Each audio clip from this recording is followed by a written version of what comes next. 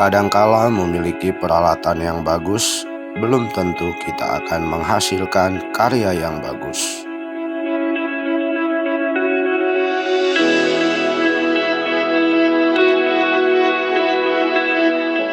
Memang kita berharap segala sesuatu akan lebih baik dalam setiap karya kita.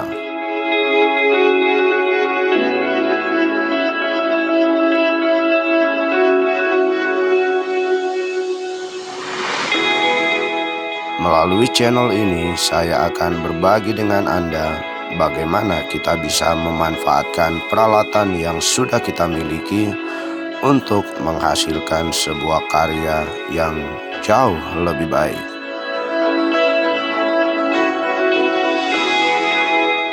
Saya Habel Samakori, inilah channel Explore Jayapura.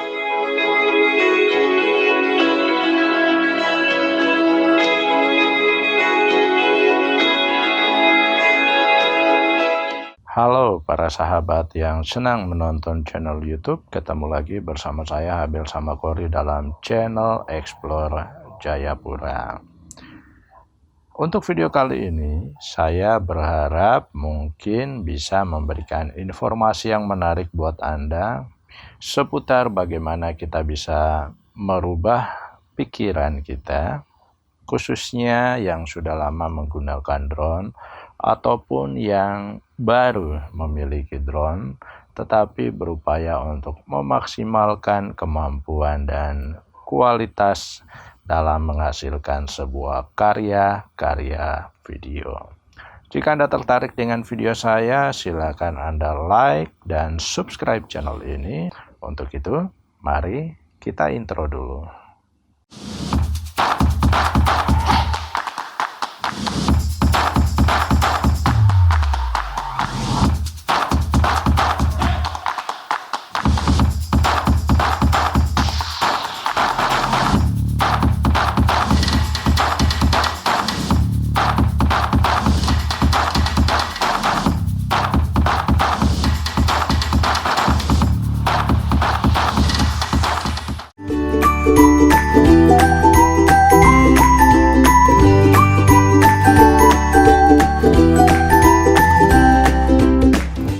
Untuk video kali ini ada beberapa hal yang cukup menarik untuk kita perbincangkan seputar dunia drone. Misalnya, bagaimana kita bisa merubah pikiran kita, khususnya memaksimalkan kemampuan kita dalam menghasilkan karya-karya video dengan menggunakan drone. Dan juga, kita kadangkala berpikir bahwa ya percuma saya punya drone, tapi tidak mengerti editing video ataupun editing foto. Dan tentunya ini menjadi sesuatu hal yang riskan atau sia-sia saja, karena kalau kita memiliki drone ataupun peralatan kamera yang lain, sebenarnya wajib untuk kita paham tentang dunia editing, baik itu editing foto maupun editing video.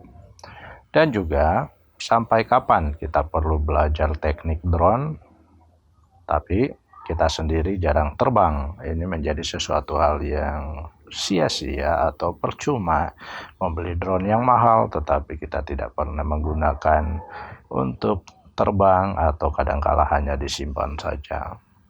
Ada beberapa pemikiran lain, yaitu apakah drone itu hanya untuk sekedar memenuhi keinginan kita setelah membeli drone.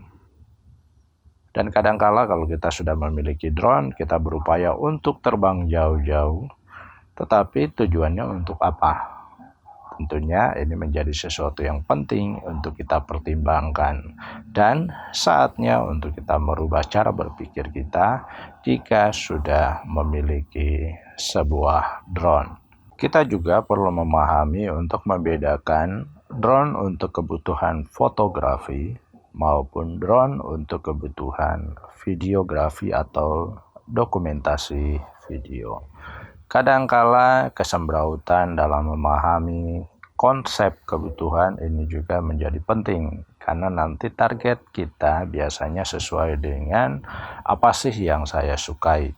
Misalnya saya ingin membeli drone untuk mendokumentasikan video dan juga saya akan lebih banyak mempelajari tentang video editing. Dan juga kadangkala kita memiliki drone tapi tidak kita maksimalkan. Misalnya drone itu kita hanya cas, kemudian kita simpan, dan mungkin hanya 1 minggu atau 2 minggu sekali kita terbang. Ini juga menjadi hal yang sia-sia jika kita sudah memiliki drone. Dan beberapa hal yang penting untuk kita pahami juga adalah kita perlu mengenal tentang settingan drone.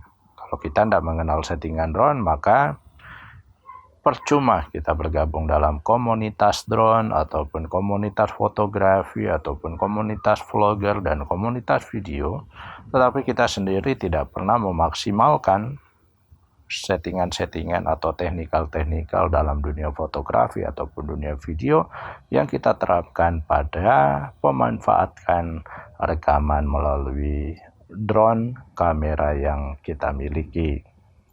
Kita juga perlu memahami kebutuhan drone untuk video. Ini menjadi hal yang penting pada waktu kita dibutuhkan tenaga untuk digunakan atau dibayar oleh orang lain. Dan ini menjadi sesuatu yang menarik untuk updating perkembangan peralatan kita. Dan juga bagaimana kita bisa menggunakan drone untuk rekaman video secara maksimal dan mengupayakan trik-trik pengambilan gambar video yang tentunya orang bilang istilahnya sinematik atau angle view yang menarik atau apalah istilahnya.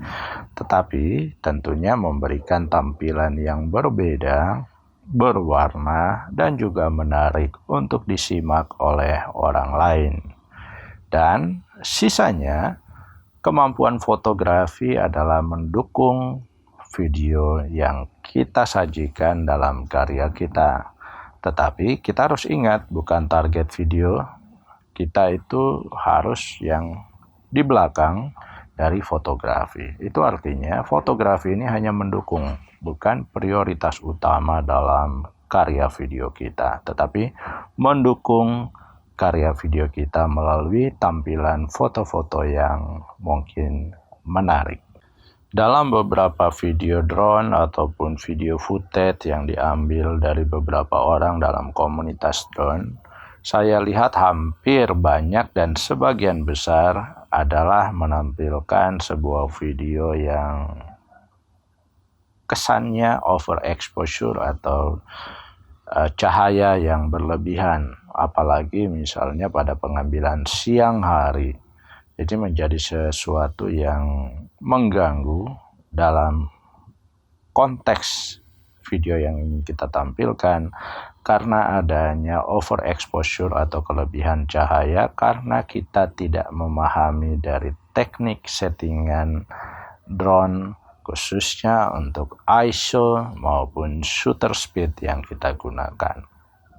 Di dalam beberapa drone kita mengenal ada yang disebut dengan ND filter atau lensa filter. Ini tentunya sangat membantu mendukung proses pengambilan gambar video maupun foto sehingga tidak terjadi overexposure dan juga terjadi underexposure. Itu artinya terlalu gelap padahal kondisinya siang hari. Ini dua hal yang perlu kita pahami dalam membuat sebuah karya video untuk menghindari overexposure ataupun underexposure. Jadi pada akhirnya bagaimana kita bisa memaksimalkan drone kita untuk video dan bukan sekedar terbang untuk menghabiskan baterai drone kita. Kadangkala kita mencas baterai drone hanya untuk dihabiskan, tetapi hasil rekaman video tidak pernah kita gunakan, kita manfaatkan secara maksimal, karena ternyata kita tidak memahami tentang editing video dan juga alur editing video yang menarik, dan juga kita tidak hanya sekedar mengambil gambar, memotong, kemudian menambahkan audio atau musik, setelah itu ya begitu-begitu saja. Nah, Inilah yang terjadi di dalam beberapa karya-karya video, baik itu di komunitas maupun teman-teman yang sudah menggeluti banyak tentang videografi. Ternyata video-video yang kita miliki hanya sebatas footage yang B-roll-nya sangat bagus, tetapi A-roll-nya tidak ada. Itu artinya footage video kita lebih banyak hanya sebuah panorama, keindahan, audio, musik, tetapi tidak jelas tema ataupun dialog yang ditampilkan sehingga orang yang menonton video kita bisa memahami, seperti video review kali ini, di mana ada video-video pendukung, lighting yang bagus, editing yang juga memberikan nuansa yang berbeda, dan juga konsep dialog dan tema judul yang mengikat dari video ini.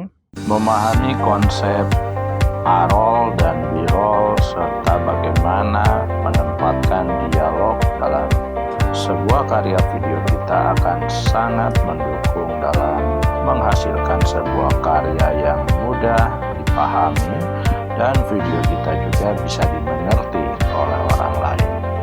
Kadangkala kalau video footage hanya berupa sebuah gambar maupun musik, dan juga kita sudah menempatkan tema di dalam video kita, orang yang menonton tidak semuanya pasti memahami jika tidak ada audio dialog ataupun voice rekaman yang kita masukkan sebagai pendukung dalam video kita. Nah, bagaimana? Apakah Anda sudah cukup terinspirasi dengan beberapa statement pemahaman dalam video ini? Mudah-mudahan bisa menjadi pemikiran untuk Anda yang saat ini sudah memiliki drone ataupun ke depan ingin lebih dalam belajar tentang video editing. Mudah-mudahan bisa memberikan informasi tambahan melalui video ini. Dan Explore Jayapura tentunya akan terus berkembang untuk memberikan informasi-informasi seputar dunia editing video, fotografi, drone, ataupun tentang Anda yang suka dengan dunia parfum akan diulas dalam channel Explore Jayapura. Mudah-mudahan untuk video-video kedepannya bisa lebih memberikan informasi yang berharga buat Anda. Saya Habil Samokori, sampai jumpa lagi. Bye-bye.